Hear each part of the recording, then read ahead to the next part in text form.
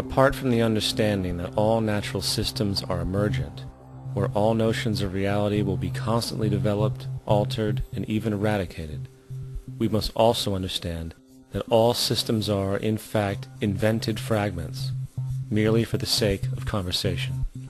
For there is no such thing as independence in nature. The whole of nature is a unified system of interdependent variables, each a cause and a reaction, existing only as a concentrated whole.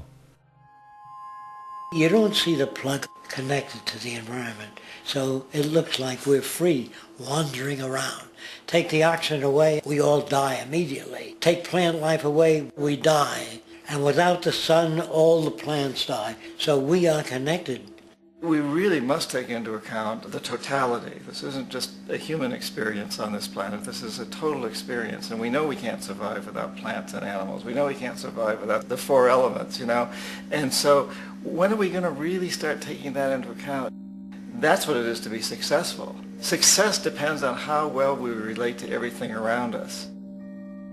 I'm very aware of the fact that my grandson cannot possibly hope to inherit a sustainable, peaceful, stable, socially just world unless every child today growing up in Ethiopia, in Indonesia, in Bolivia, in Palestine, in Israel also has that same expectation. You got to take care of the whole community or you're going to have serious problems.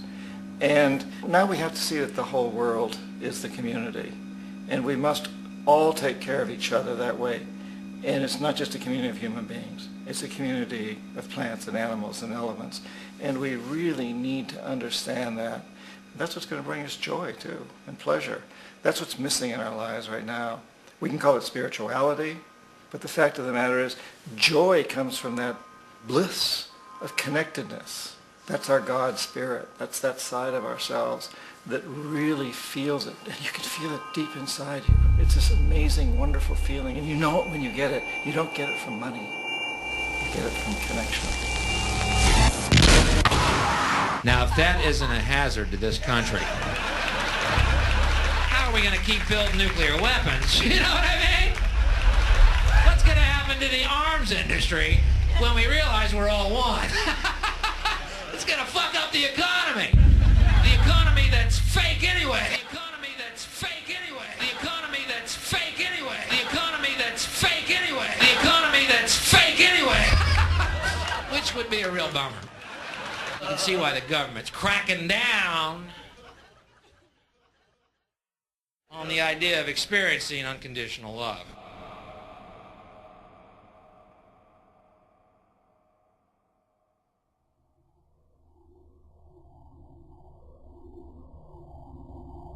Once we understand that the integrity of our personal existences are completely dependent on the integrity of everything else in our world, we have truly understood the meaning of unconditional love.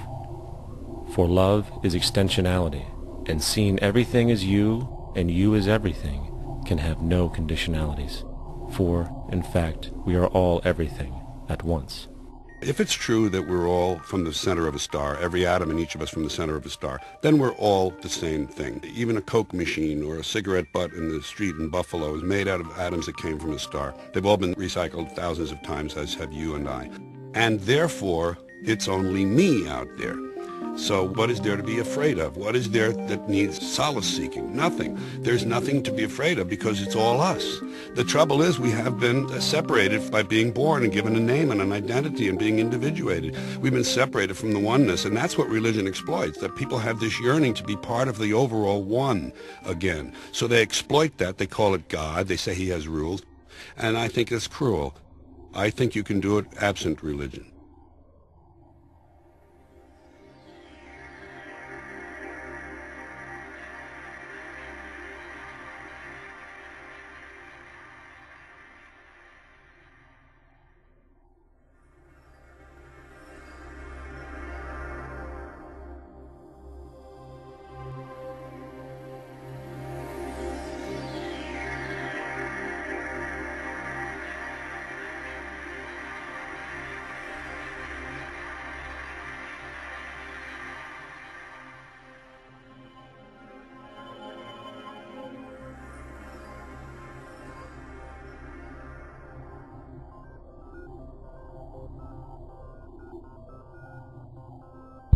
It's time to claim the unity our outmoded social systems have broken apart, and work together to create a sustainable global society where everyone is taken care of and everyone is truly free.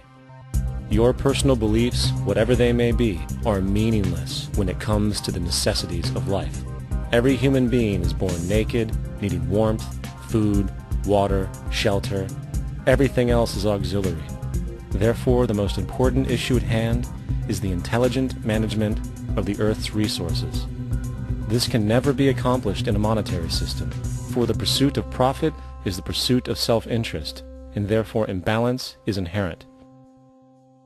Simultaneously, politicians are useless, for our true problems in life are technical, not political. Furthermore, ideologies that separate humanity, such as religion, need strong reflection in the community in regard to its value, purpose, and social relevancy. Hopefully, through time, religion will lose its materialism and basis in superstition and move into the useful field of philosophy. The fact is, society today is backwards, with politicians constantly talking about protection and security rather than creation, unity, and progress. The U.S. alone now spends about $500 billion annually on defense. That is enough to send every high school senior in America to a 4-year college. In the 1940s, the Manhattan Project produced the first true weapon of mass destruction. This program employed 130,000 people at an extreme financial cost. Imagine what our life would be like today if that group of scientists, instead of working on a way of killing people, worked on a way to create a self-sustaining, abundant world. Life today would be very, very different if that was their goal. Instead of weapons of mass destruction, it is time to unleash something much more powerful. Weapons of mass creation. Our true divinity is in our ability to create, and armed with the understanding of the symbiotic connections of life, while being guided by the emergent nature of reality, there is nothing we cannot do or accomplish.